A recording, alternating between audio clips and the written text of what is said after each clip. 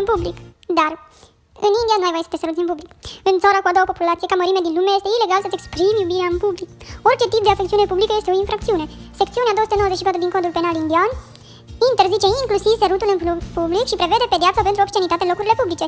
Asta se întâmplă în condițiile în care violul sau violența domestică au încă nevoie de legi mai stricte. 2. Carnea de vită. Dar, după cum ați auzit, carnea de vită este interzisă. Guvernul Indiei a impus interdicția vânzării și a posesiei de carne de vită cu o amendă uriașă și până la 5 ani de închisoare pentru cei găsiți vinovați.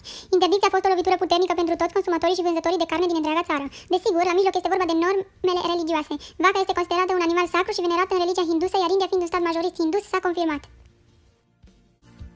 3. Manechinele afișe în lingerie intimă.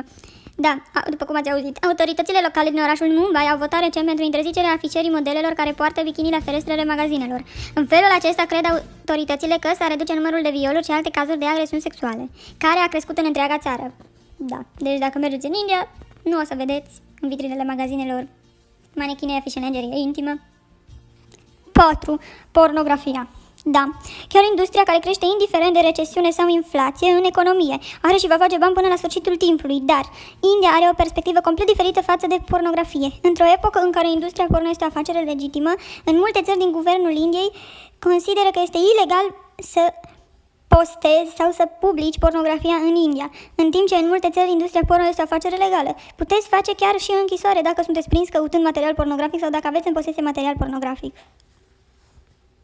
Nagaland, Manipur și Mizoram au interzis cu desăvârșirea chiar și consumul de alcool, la fel cum este interzis și dansul în baruri. 6.